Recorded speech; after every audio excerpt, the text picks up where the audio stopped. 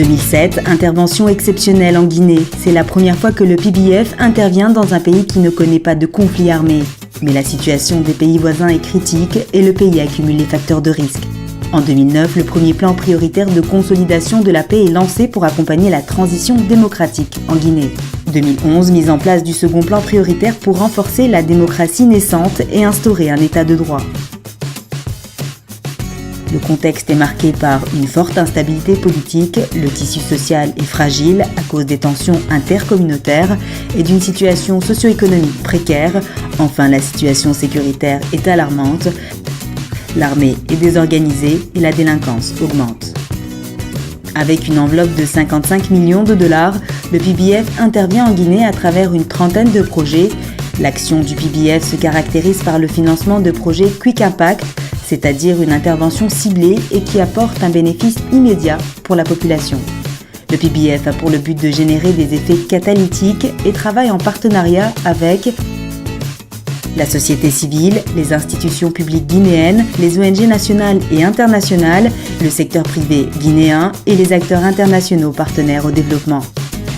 Les projets sont orientés selon 3 axes prioritaires, la réconciliation nationale, la réforme du secteur de la sécurité et l'emploi des jeunes et des femmes. Dans le cadre de la réconciliation nationale, plusieurs actions sont menées, apaisement, prévention, résolution pacifique des conflits et accompagnement du processus électoral et de la justice transitionnelle. Cela a permis d'établir un dialogue inclusif au niveau local, régional et national, le bon déroulement des élections présidentielles de 2010 et législatives de 2013 et la responsabilisation des acteurs dans le processus de justice transitionnelle. Concernant la réforme du secteur de la sécurité, militaires et gendarmes ont été formés au droit international humanitaire et aux violences basées sur le genre.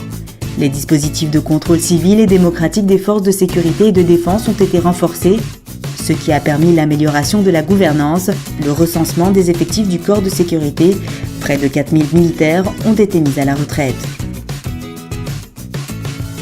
Assurer la transparence des procédures administratives et financières de l'armée et la réduction des violations des droits de l'homme et des violences basées sur le genre.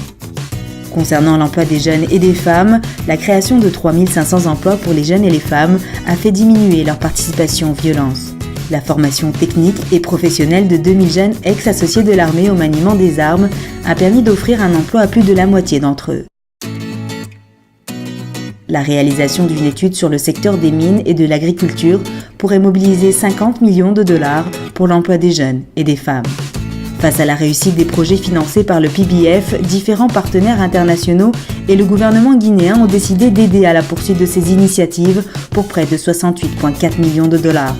En résumé, les actions de PBF ont permis de renforcer le processus de démocratisation de l'état de droit en Guinée, d'améliorer la gouvernance du secteur de la sécurité, de donner des opportunités d'emploi aux jeunes et aux femmes et de contribuer ainsi à la stabilité sociale et politique du pays.